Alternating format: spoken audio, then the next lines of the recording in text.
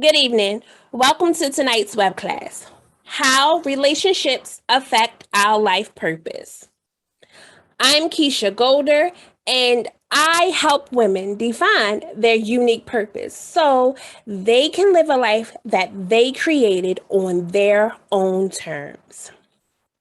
I also created the Your Life Purpose Makeover Journey, which is a 3-stage, 9-step program designed to take you from dreaming about where you want to be to actually living the life that you dreamed of and being able to sustain it on your terms in the way that you want.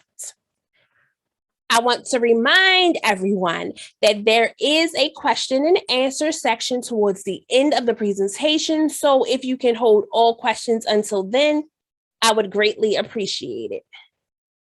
Before we jump into tonight's topic, let us do a recap of last week. So last week we discussed soul purpose and how the soul purpose is different from your life purpose.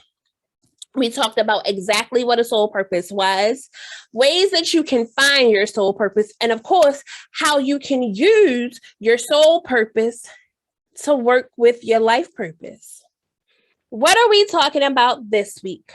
We're talking about relationships and how they can affect our life purpose. So in order for us to even begin to talk about relationships, we need to talk about the definition of the word relationship. We need to know how relationships affect us, and we need to know how relationships affect our life purpose. Let's jump on in. So, what is meant by the word relationship? A relationship means any kind of association or connection between people.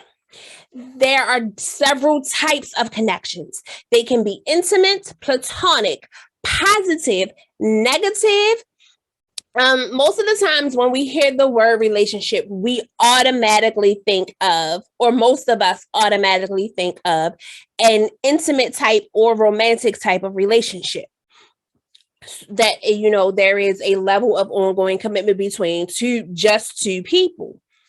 So there are other types of relationships that we need to start thinking about when we hear the word relationships.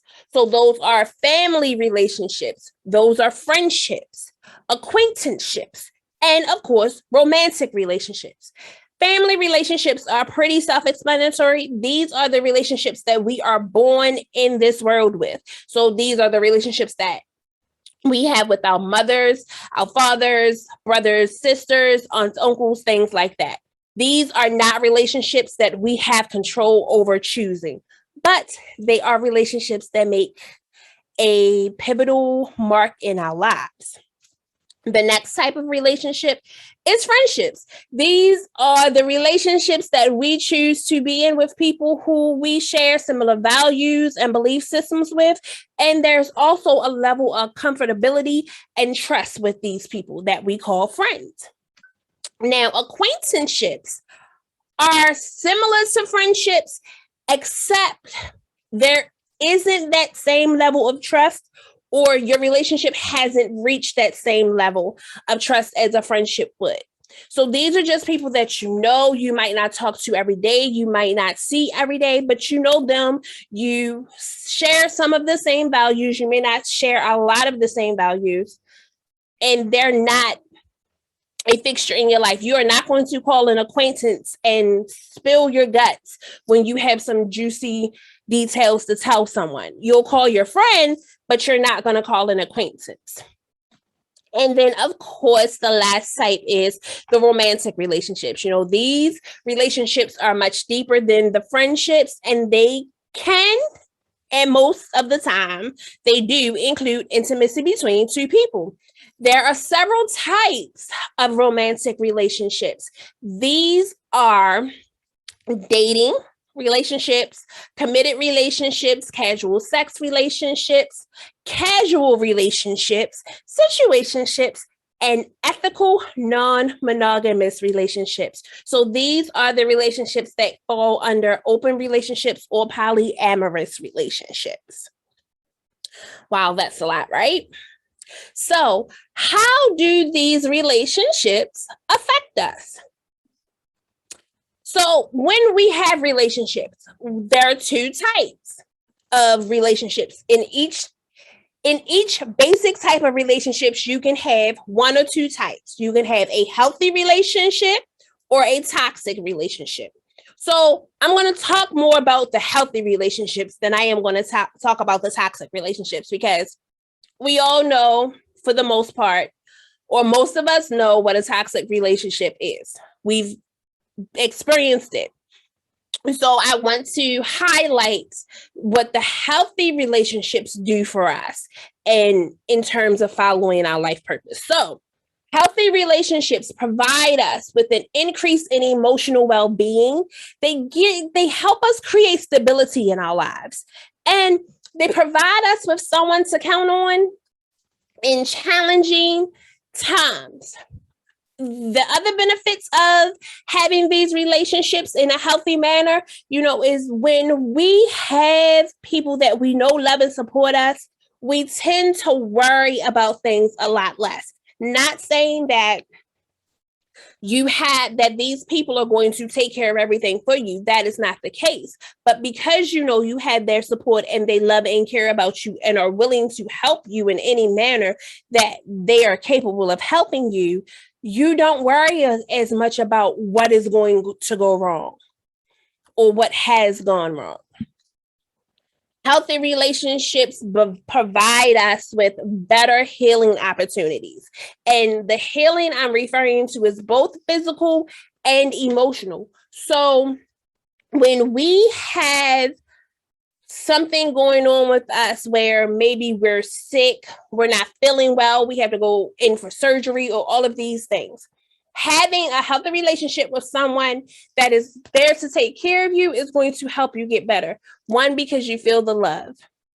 They're going to remind you to do the things that you may forget to do, which may be take your vitamins or your pills or whatever it is that you need. And they're going to provide essential care that you need. So if you're sick, and a lot of us mothers go through this, especially single moms and probably single dads as well.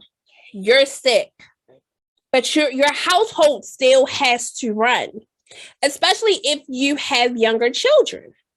I'm blessed to have, a 17-year-old and an 11-year-old who are able to actually fend for themselves. They cook and all of these other things. So in those moments when I'm sick, they take care of me the same way that I've taken care of them when they haven't been feeling good. So, and it just helps you feel better because wow, for me, especially, like, I think about, wow, my child is actually making sure I'm good. He came and asked me, did I want some soup? Or did I want him to get me a cup of ginger ale? It may seem simple to some people, but this can help aid in your recovery. Emotional healing. You have a support system. You know that you have that strength around you that you are able to draw from when you need it. And also, you have people around you that are going to hold you accountable. They're not going to allow you to get away with just saying, oh, that's how it is, or that's how I was, or it's not my fault. They are going to hold you accountable, which allows you to grow emotionally and to see things from different perspectives, which can help you heal. The next additional way that healthy relationships benefits us is they can provide models for healthy behaviors. So when we are around people who do anything, whether it's healthy behaviors or negative behaviors, and we're spending large amounts of time with these people, their behaviors rub off on us, whether we really want to believe it or not. They actually do. So when you have someone around you who's constantly meditating, journaling, taking walks, eating healthy, exercising, those things that this person is doing is going to rub off on you. And then you can create a healthy routine, not only for yourself, but for your family. And then one of the last ways that healthy relationships benefits you is it gives you a sense of purpose. When you think about it, a part of wanting to find your purpose is that sense of connection, that sense of feeling like you belong to something. When you have healthy relationships, even toxic relationships, you feel like you belong to something greater than yourself. And that's what these relationships provide us with. That sense of it's something bigger than me and I'm involved in it. And I can make a difference. Even if it's just with this one person, I can make a difference in someone else's life. So these are the ways that relationships can hurt us. Toxic relationships more than likely help. They can help, but only after we've been hurt. Because in toxic relationships, we tend to go through things and those things continue to build up until we're so frustrated. I know in my case, I saw the red flags. I went through all of these things with this person and I still stayed because, I'm loyal until I couldn't take it anymore. And when I left, I started creating healthy relationships, essentially with myself, and then that expanded or expounded onto other people. So toxic relationships can help you and give you benefits, but only after you've been hurt and you're fed up. And so, how do relationships affect our life purpose?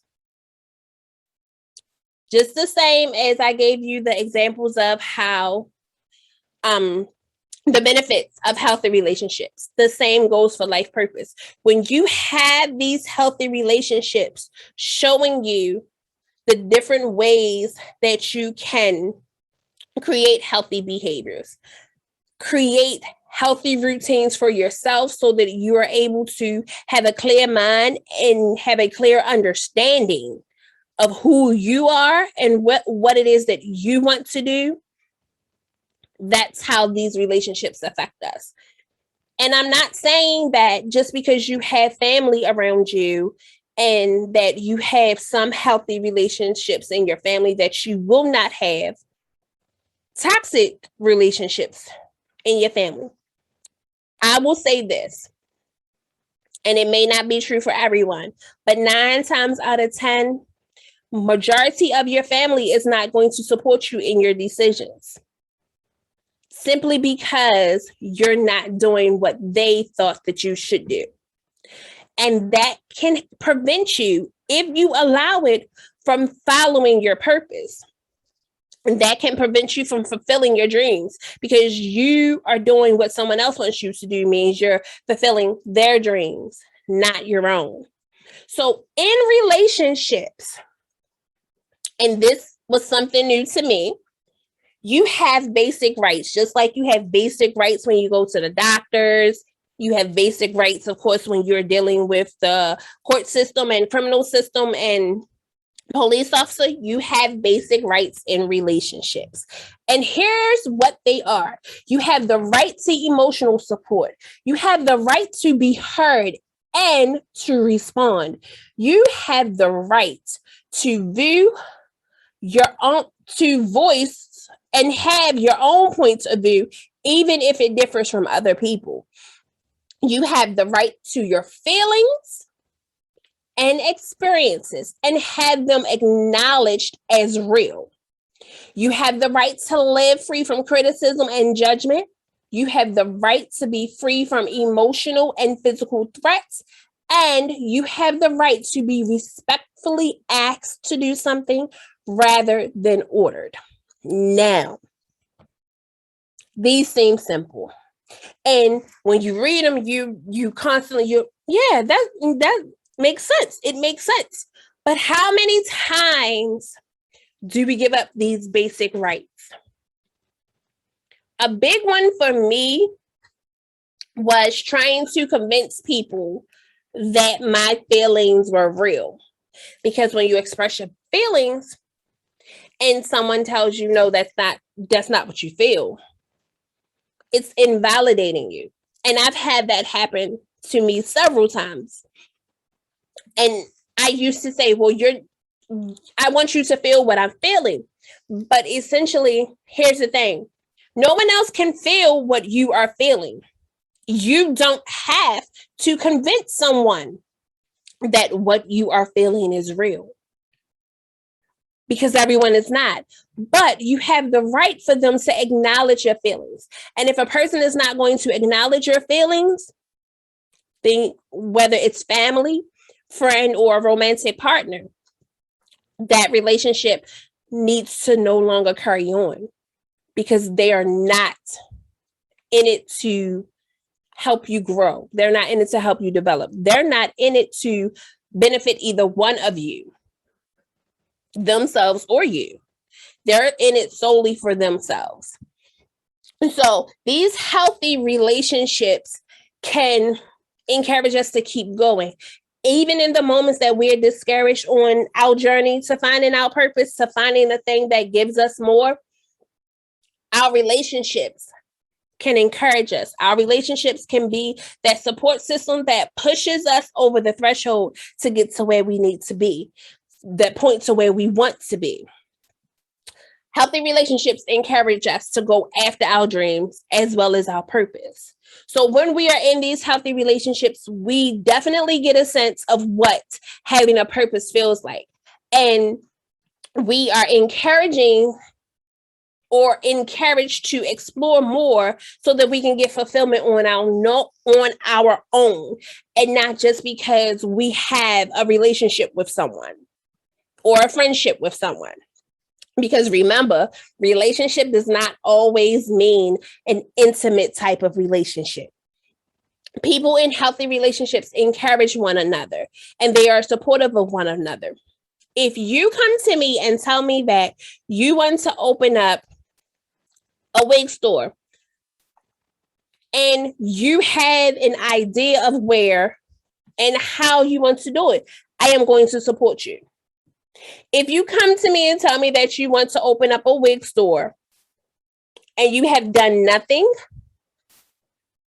to move in the direction that you need to be going, I am still going to encourage you in how to do the basic steps to get essentially an idea of where you want to go.